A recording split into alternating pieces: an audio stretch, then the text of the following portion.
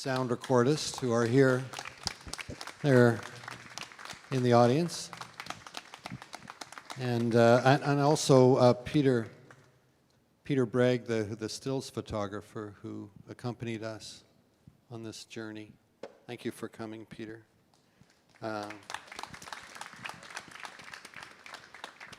I'm supposed to introduce General Dallaire now. I mean, I think he's been introduced through you watching the film.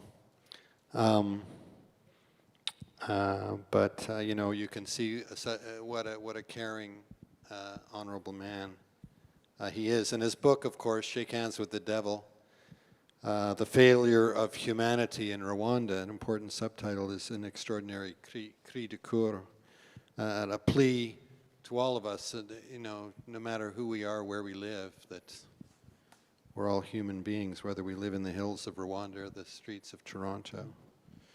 And we all deserve respect, liberty, and human rights. So for me, General Dallaire, who's now devoted his life to the mission to rid the world of child soldiers and has set up an institute with that mission, for me, the General is our conscience in terms of human rights. Also with us this evening on stage here, two junior fellows here at Massey College to help us discuss the film and the meaning of all of this. Anne-Marie Fowler, who's a doctoral student in religion, and she might be the only person here that was in a younger form in Washington, D.C. during the time of the decision process prior to and during the Rwandan Genocide. Anne-Marie told me that she happened to be a few meters from President Clinton and the First Lady on October 13th, 1993, when they were told of the events occurring in Mogadishu. So she's offered to share a bit about what Washington was thinking at the time as the events of this film unfolded. And secondly, drawing from her research here in Toronto, Anne-Marie says she wants to talk about how time is used in the film and how those choices elevate the film's impact in terms of affecting change. We have Rushay Naik. Is that how you pronounce your name? Naik. Naik, excuse me, Rushay. Rushay is a student here in health policy and global health at the University of Toronto's Dalla Lana School of Public Health. And he's born and his parents are from Zimbabwe and Zambia. And Rushay's research centers on health systems governance in fragile and conflicted affected areas. He's worked in Greece, on refugee health in Mongolia, in Switzerland. He's been an international fellow at the Center of the Study of the Presidency and Congress in Washington. The Rwandan genocide has been in the news in the last week, of course. Two events, the death of Theoneste Bagasora, who I believe is the devil you shook hands with. He died in a prison in Mali just a few days ago, convicted of genocide, war crimes, and crimes against humanity by the International Criminal Court. And also this past week, Paul Rusesabagina, the manager of the Hotel Mille Collines, who made famous in the film Hotel Rwanda, who was convicted of terrorism, sentenced to 25 years in prison by a court in Rwanda. Before we start on a discussion, I think I'd be remiss as a journalist if I didn't ask the General if he has anything to say about those two events this week.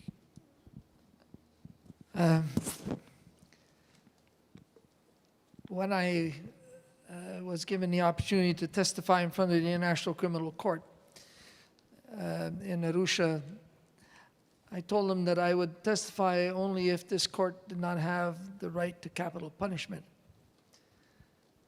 But that if a person was given life sentence, that person would be buried in the cemetery of the prison. And so in the case of Bagasora, that's happened. And so that gives me a certain, at least, position of knowing that some justice has been brought in.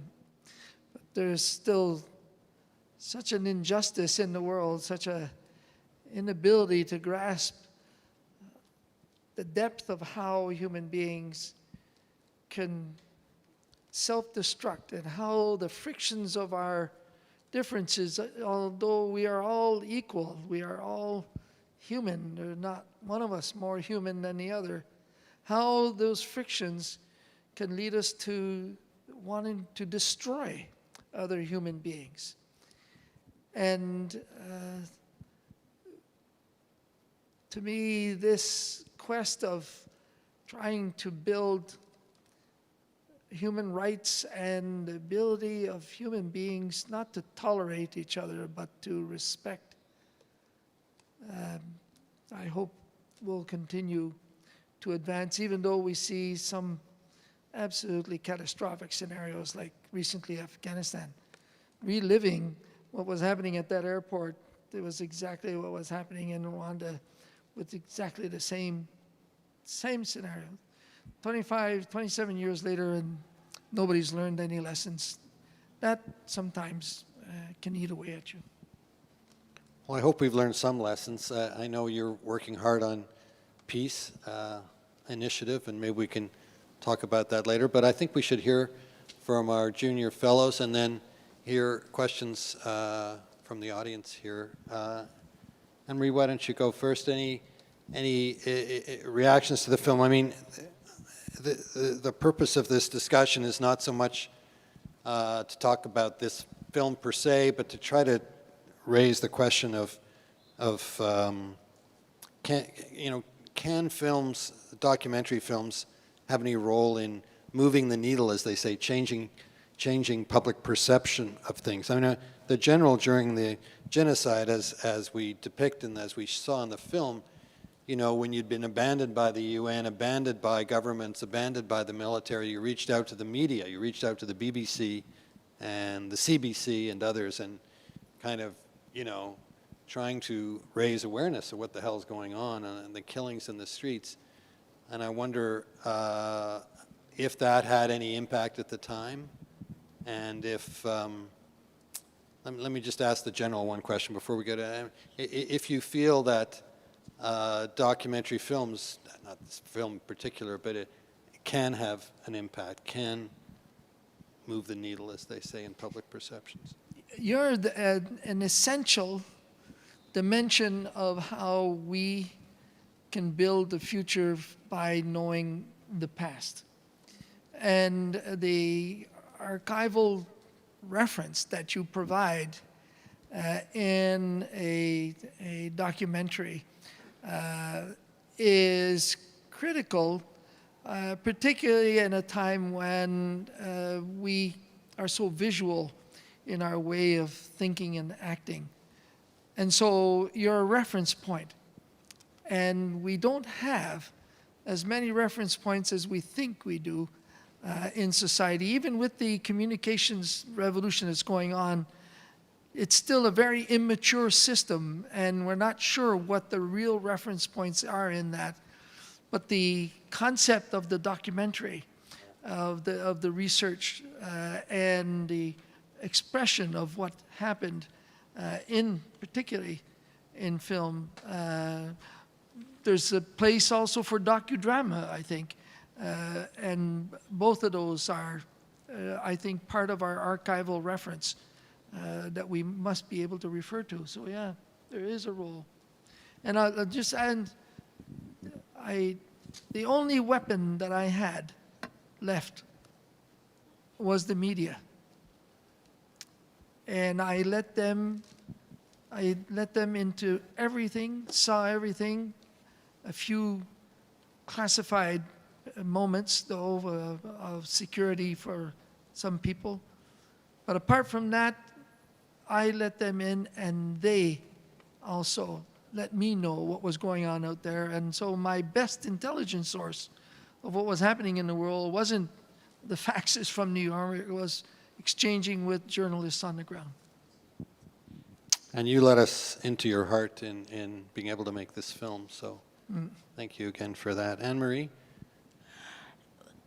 The media was certainly a very effective weapon, but also you consistently throughout this film are talking about what could be, what could have been, what would have been a new introduction to a situation that you were approaching. You were speaking of what should be and could be. And what we were talking about a bit earlier is I am in the field of religion and work in the field of ethics. And the field of ethics is all about going into spaces where the current law and the current rules do not go. And being so deeply in the context that you're in that you figure out exactly what is needed, anew perhaps, for that situation. And one thing I really admired is not only were the media coming in to cover the real actuality of what was going on, the context, but you were looking ahead of the context to see what could be done. And I'll talk, I suppose, a bit more about the perspective that I was getting as the events were going on when I was actually in Washington in much younger form. But what I saw was a determination to be crisis managers and to plan as much as possible. And in arenas where planning couldn't happen or certainty couldn't be achieved, there would just be kind of an, let's ignore that. Let's not do that. Let's not show up. Because if we can't know exactly what's going to happen and plan that in our crisis management smart power way, we don't want to be there because it might be embarrassing. And that embarrassing reference had to do with the Mogadishu event that was mentioned just earlier, on October 3rd and 4th of 1993. And that was such a dread. And so the opposite of that is actually being there and actually participating in what is going on and actually trying to see ahead of it so as to resolve it the best one can. Very, very different than what was decided in the policy level back in the United States and back at the UN. The fear of casualties that came out of Mogadishu and influenced President Clinton to the extent where he produced the Presidential Directive 25 that essentially said that the United States will not get involved in any such situations unless it's in its self-interest.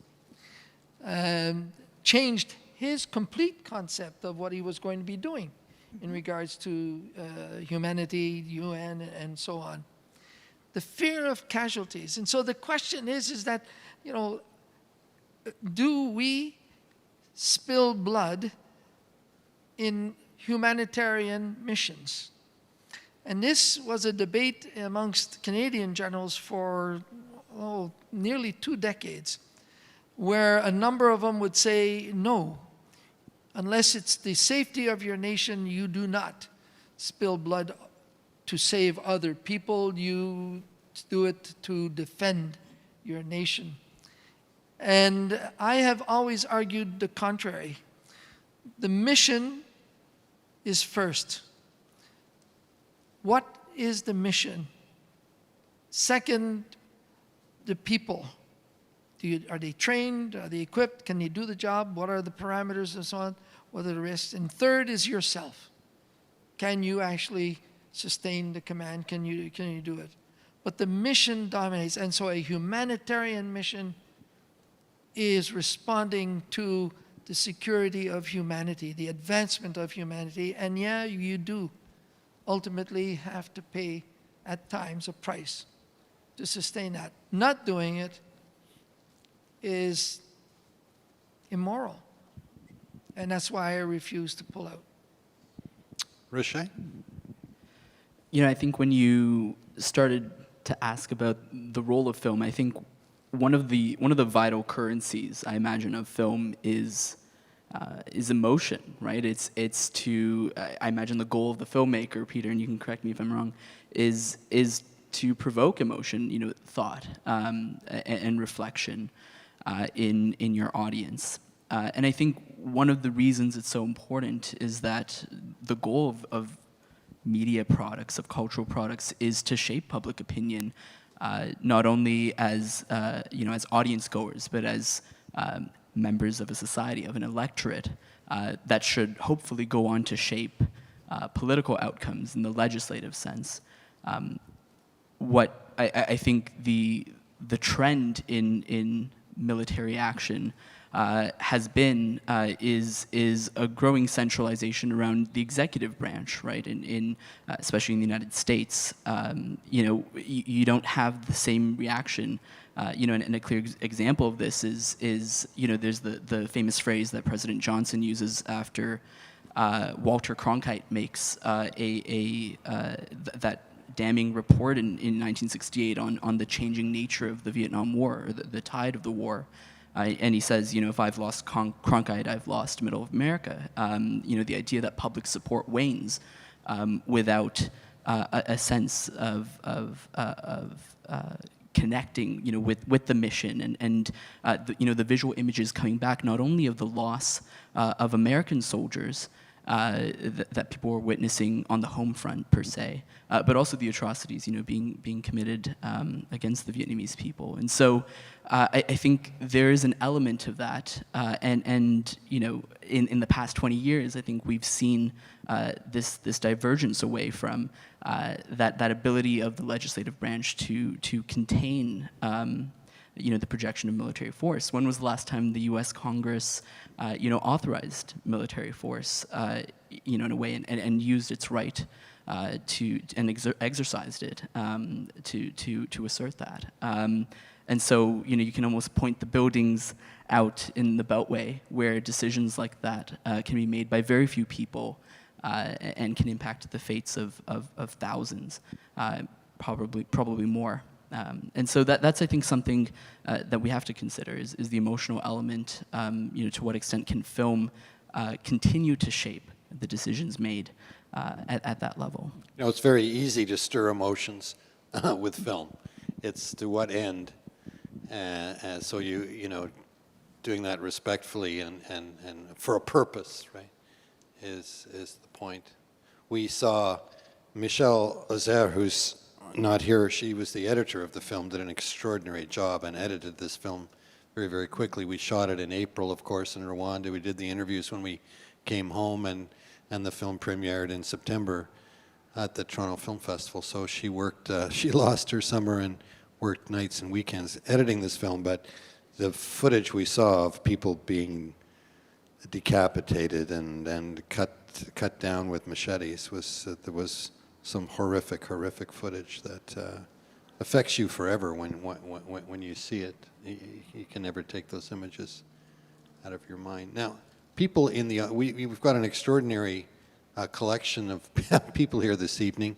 Dr. Orbinski is here. There are people from Rwanda that are here, Rwandans that are here.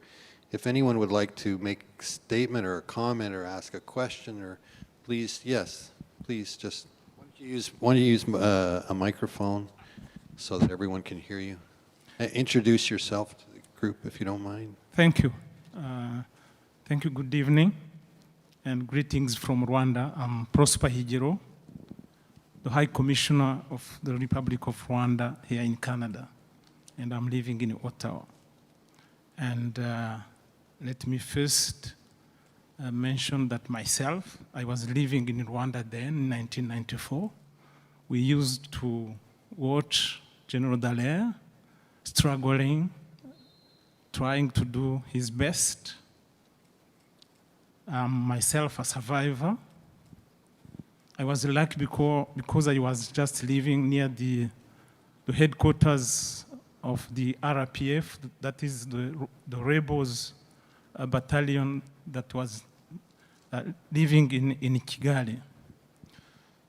So my first comment is just to commend this initiative, because what happened in Rwanda, that's the genocide against the Tutsi, was a preventable genocide. And General Dallaire did, to my opinion, everything that he could as a human. But of course, there was no political will, as it has been said. This kind of documentary, to me, I think it can serve for many purposes. First, we always say never again. But if we don't pay attention, if we don't do anything, this kind of horror, this kind of genocide can occur everywhere, especially in Africa and elsewhere. I think General Dallaire just mentioned Afghanistan. So we need to prevent, to educate, because education is key. We need to know what happened. Second is the memory of the victims. You have seen the piles of bodies, but all those bodies have names. They were human beings like all of us. They have dreams. They have projects. So we need to put a name at everybody, body. And this documentary, to me, contributes to keeping the memory. And my last comment, if you allow, we'll just go to General Dallaire, I know he has been busy trying to convince the UN. They have made some reforms within the system, including by improving some principles like the responsibility to protect. I would like to maybe to hear from him, from the last experience of the 10 or 15 years, if he sees any improvement in that, and if not, one can be done so that we avoid such atrocities in the future. Thank you. Thank you. Good question. The concept of responsibility to protect that was approved by a General Assembly in 2005, the study, a 4-year study led by Canada and people like Michael Ignatieff and the Australian Foreign Minister at the time, Gareth Evans, produced a new doctrine for the world through the UN, which essentially said something that went right against the Westphalian agreement and construct of societies and nations and nationalism.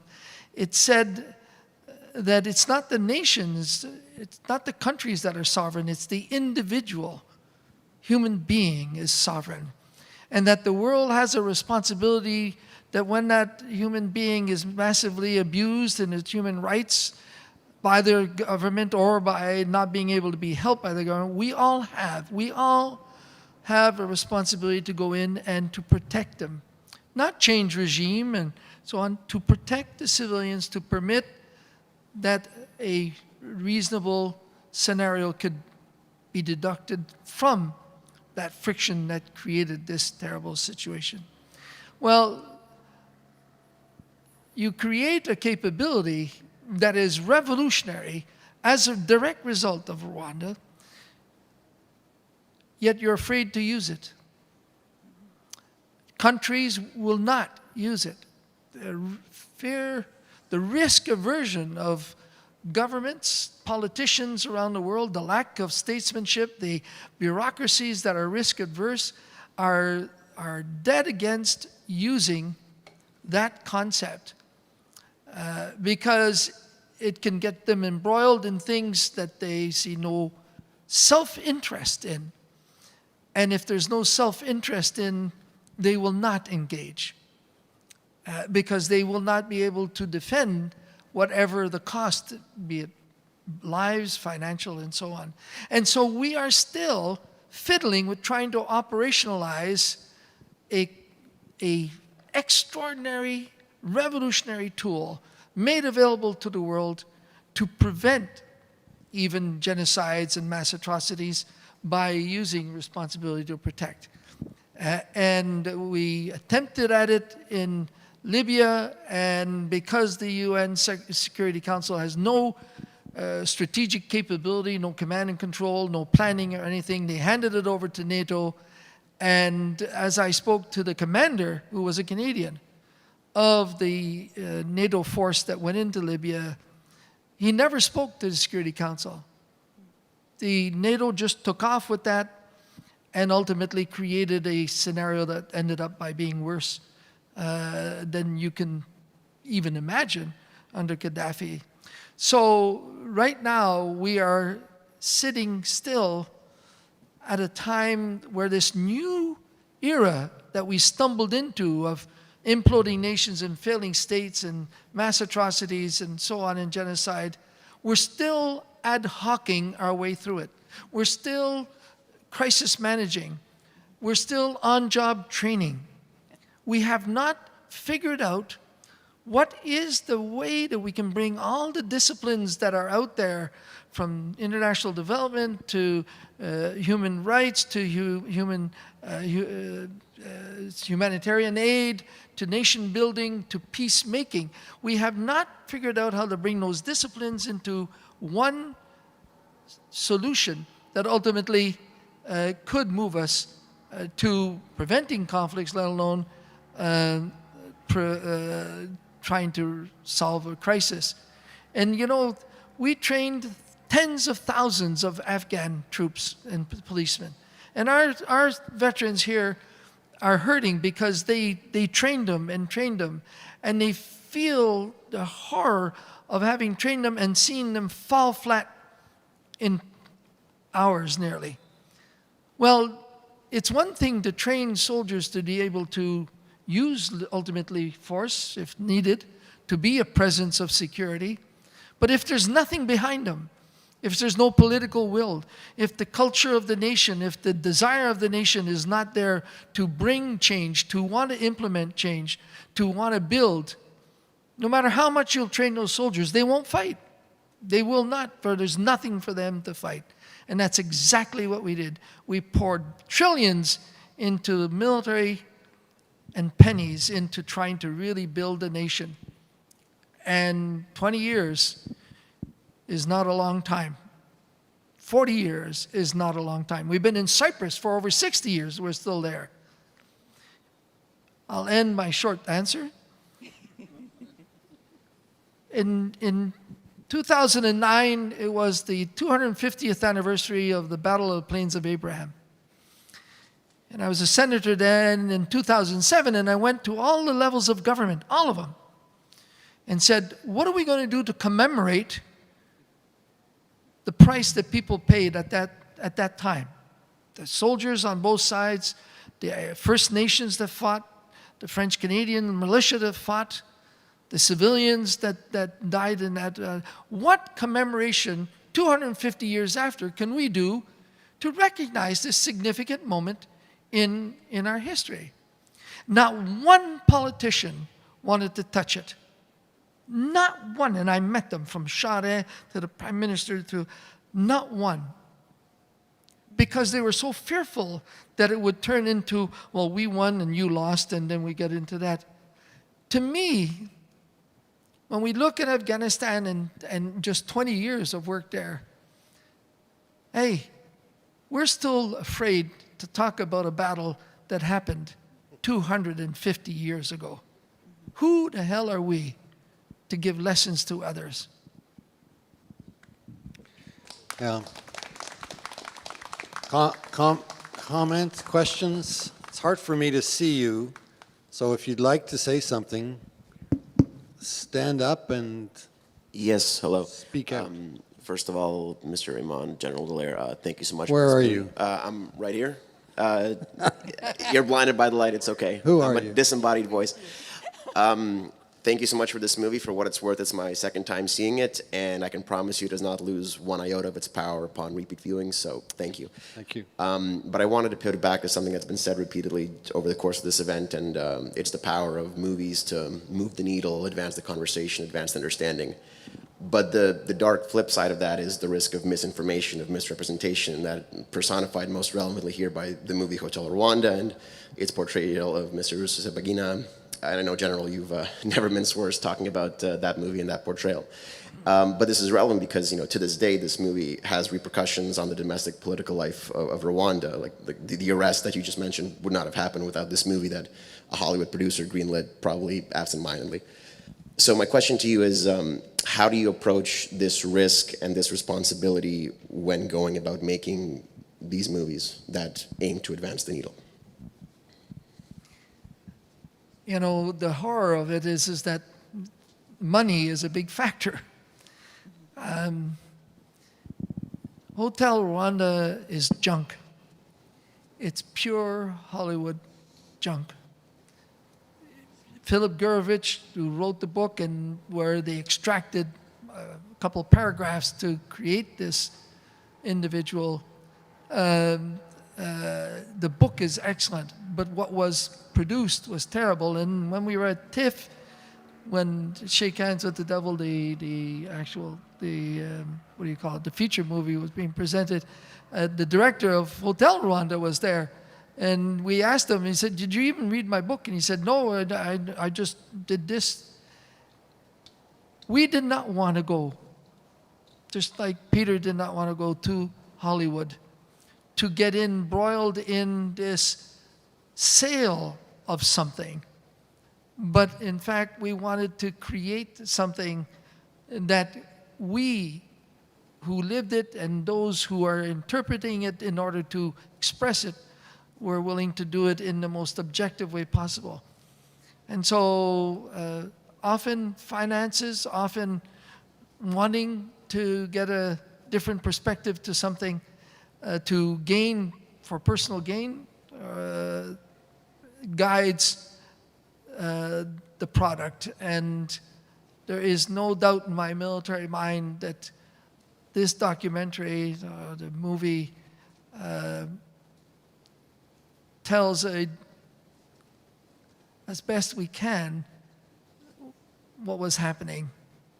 Hotel Rwanda was nothing more than a ploy to sell a movie. And we hope that politicians, to start with, will treat their people not like grade 9 students, but as adults, and give them the opportunity to take decisions as adults, and to force them, politicians, to look at things as adults and have the intestinal fortitude to be able to take the risks in order to advance humanity and not see us stagnate, as I fear sometimes we might be. Anne-Marie wanted to comment? Yes, I just had a quick follow-on. Just looking at media in the United States and its tendency to editorialize a lot and to tribalize, take, different networks taking different positions on issues rather than actually doing the reporting. How do you see film as a medium that can move in to the truth-telling role as best as we can? And portray that more clear-eyed view at a time when media might be putting itself into doubt, or at a time when very notable personalities, candidates, former presidents in the United States may be putting questions on whether the media can tell the truth at all. Where does film come in? Where does the image come in that sort of changing of the role of the different media? What do you think? Ooh, difficult question. So many newspapers now and mainstream television, it's all about the opinion page, right? It's that opinion and this opinion and the left side and the right side. And there's very little money now for investigative journalism, for real journalism. There's a few notable exceptions to that, but I think that's the great crisis in journalism right now, and and in media in general, right? The desire to seek these strident opinions rather than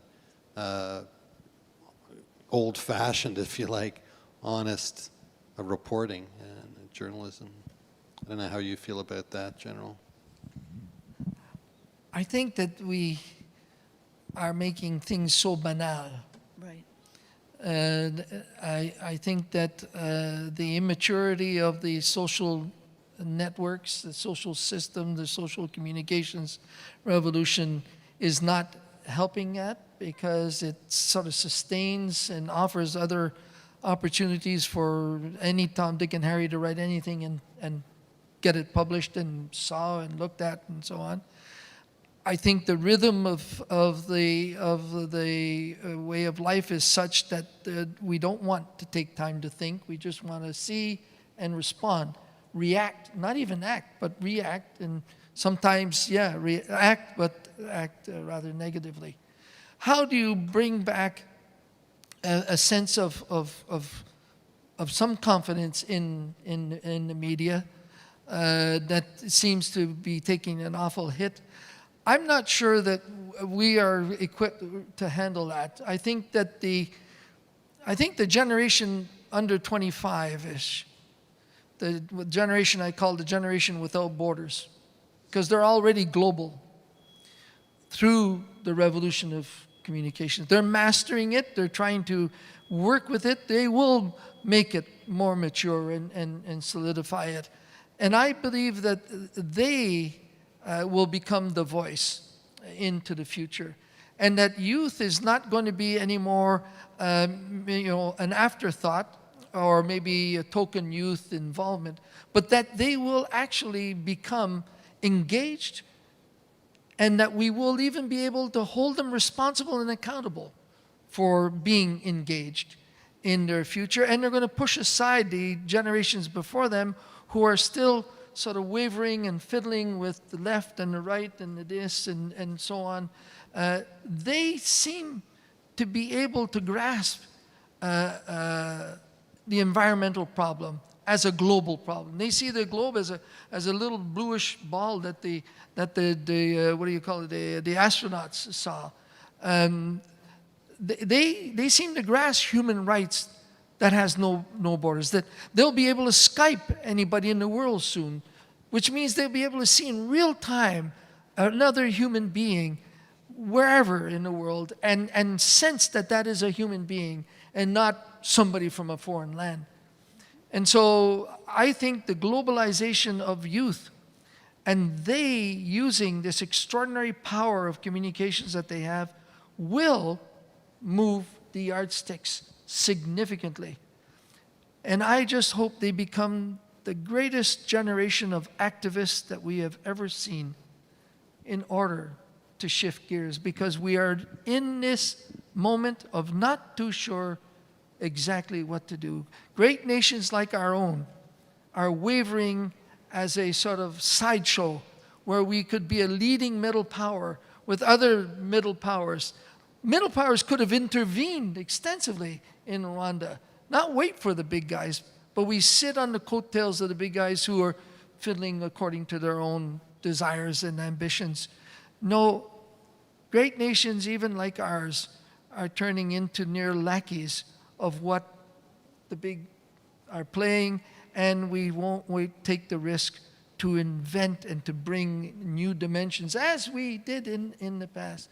So the youth, through that instrument, that sense of globalism that they already have, that there are no borders in the globe, they, I think, are going to go a long way in cracking the code. Nice to hear your optimism for the future. One last question, maybe?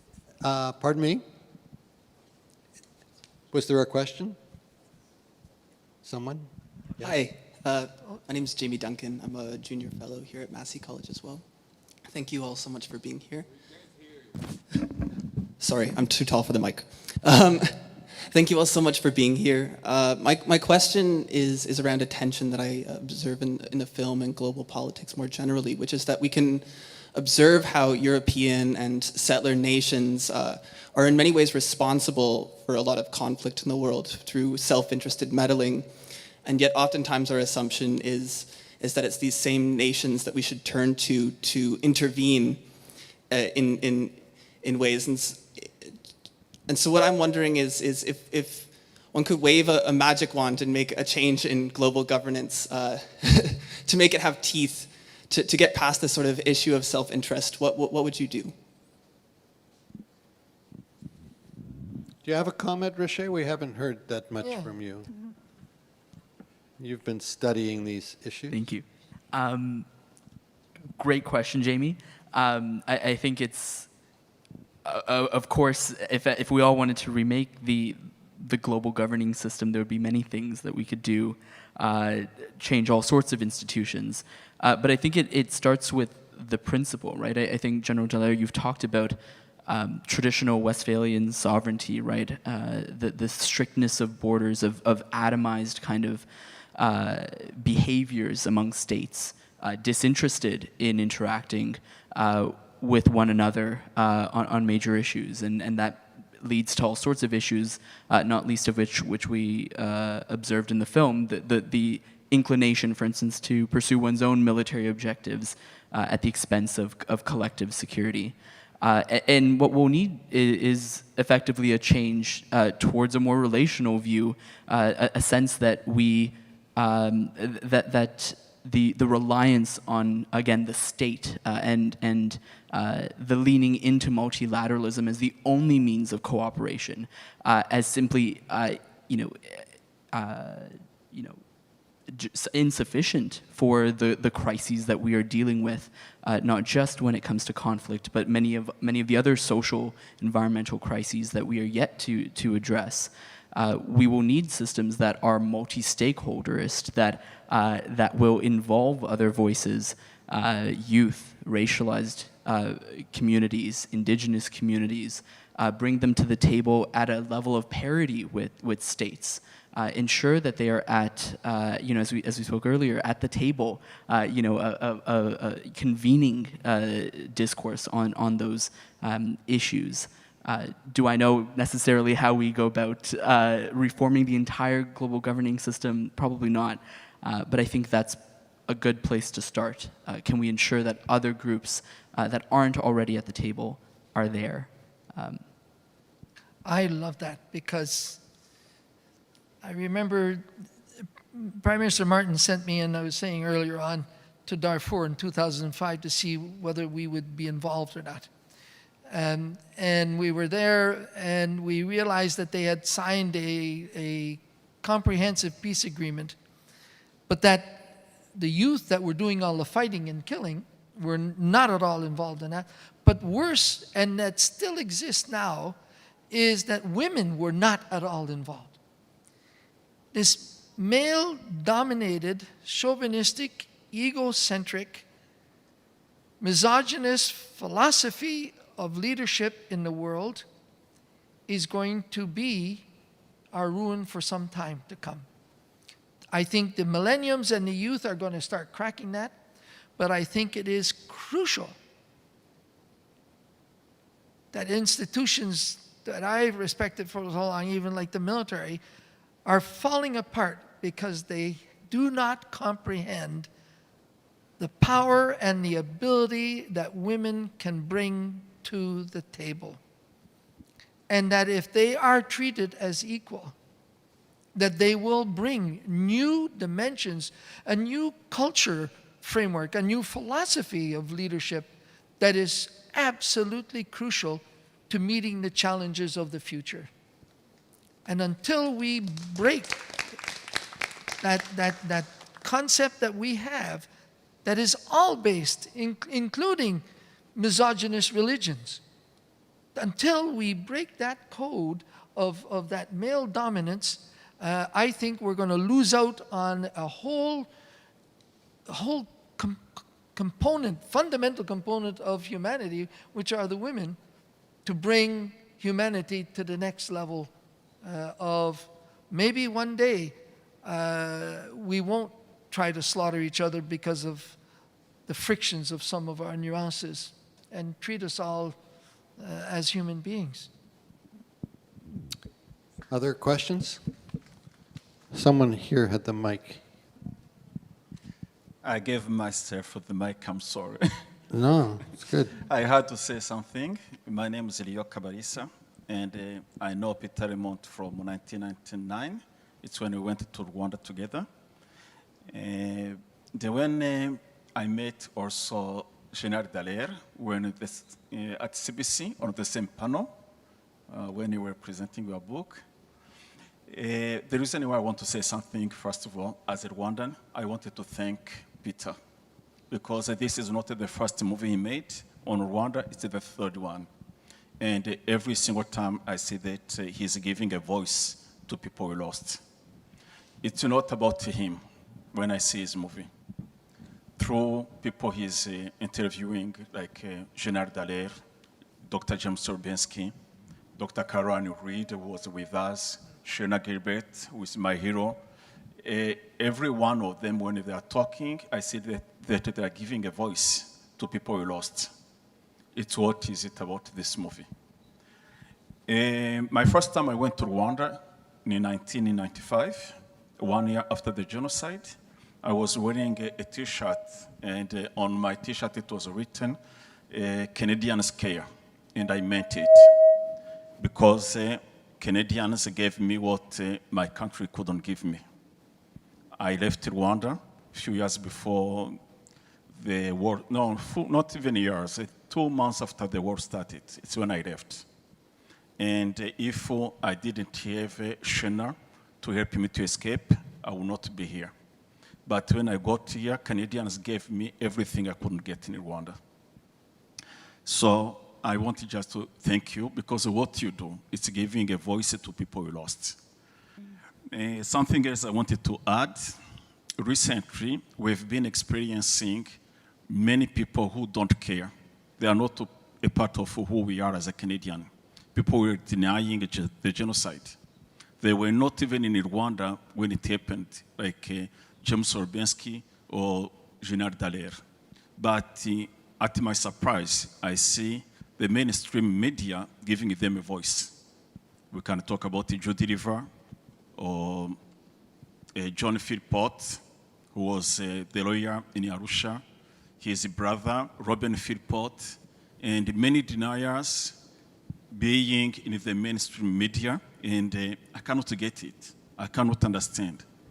I was just wondering, people like Peter, who are so close to many people in Canada, how can we explain that the Globe and Mail, the Toronto Star, and many media are giving a voice to people to deny what General Dallaire experienced? He was there, he saw it, and someone who was not, who never been, and the main source they have, it's mainly the extremists, the most extremist Hutus living in the diaspora. How they can start reacting, writing again the history of the genocide, making false accusations. How can we fight it? Because inside me, it's always a battle to understand what I can do as a proud Canadian and a Rwandan. Thank you. I think that you raise a significant point. Revisionism is a curse of superficiality and assessment after the fact by those who think that they are grasping all the facts. The Jewish community suffered revisionism after the Holocaust, and ultimately put laws in that you can't deny the Holocaust. I think the battle of revisionism is not by silencing people who speak against what happened and demonstrate or argue their position. It is by being far more engaged in keeping the Rwandan genocide alive. And that, I feel, has not been done with enough strength. we saw extraordinary media efforts by, in fact, the rebel side of the house in the Rwandan war. They spoke, they engaged, they did enormous amount of effort politically around the world. It is critical that the stories of the genocide and the arguments not be suppressed, but be countered. You got to counterattack that. And I feel that that effort is not being done with enough strength. Revisionists, yes, fine. But I think the counter of reality and the experience of the field, the experience that's still ongoing, must be expressed and must be presented. And if that's not the case, then we risk being subsumed. And in extremis, if it is required to argue that denial is unacceptable and that a law is required or legal action, in extremis, if we have to go to that, is because we've failed to be able to argue in the normal way of things what the reality was. And so the onus is on the counterattack and not on continuously taking the hits from the revisionists. Agreed. Other comments, questions? Anyone? Natalie is coming forward. It's been a beautiful evening here, Natalie. And merci beaucoup. I just wanted to thank you from the bottom of my heart for being here, General Dallaire. I think, and for all of you to staying to see this fabulous movie. I think that keeps, even, I was thinking a little bit earlier, like it was done in 2004, 2005, and it still speaks today, I think, to the horrors of that day and to our ongoing duty of memory, le devoir de le savoir, le devoir de travailler pour éviter que ça se reproduise. So I just want to thank you for being here and thank you all. Merci beaucoup, Rushay. Merci Anne-Marie. Dernier mot? Oui, certainement. Vous pouvez certainement avoir le dernier mot. Non, je ne veux pas avoir le dernier mot. There's nothing worse than having a retired general and senator. Brevity is not the strength that we have. And as once I was told by one of my very close colleagues that don't worry, just put a microphone in front of them and something will come out. But I wish to say something about the veterans who serve, be they diplomats, be they humanitarians, be they soldiers, be they police, who are caught up in these things. The psychological impact of this is lasting and affects them and their families. For those who survived those missions, the need to recognize that as we going through in the pandemic and the post-pandemic, the worst is going to come in how it's affected us, and the injury of the mind of what we've lived through and these stresses is going to start to appear. And so I would only indicate that I found that, yes, therapy is helpful, very helpful. Medication is helpful. We produce good dope, and so that's okay. We can use that. Peer support is absolutely critical. But in the end, after many, many years, decades of living injured, the only real answer came to wanting to continue to live and survive was love. And that I thank God, and I thank Marie-Claude to be alive today, because love ultimately is the essence of why we really want to live. Thank you. Thank you, Romeo. Thank you, Anne-Marie. Thank you, Rushay. Thank you all for coming. We continue this, if you're interested, on October 7th with Alanis Abansawin, one of the great Canadian Indigenous filmmakers, who's going to be presenting her film on the Oka crisis and how that film, in my opinion, changed public perception of Indigenous rights in Canada. So that's the second film in this series of that I'm kind of curating here at Massey. Thank you all. It's been a lovely evening here under the stars, and hope to see you again. And well done, Peter. Thank you.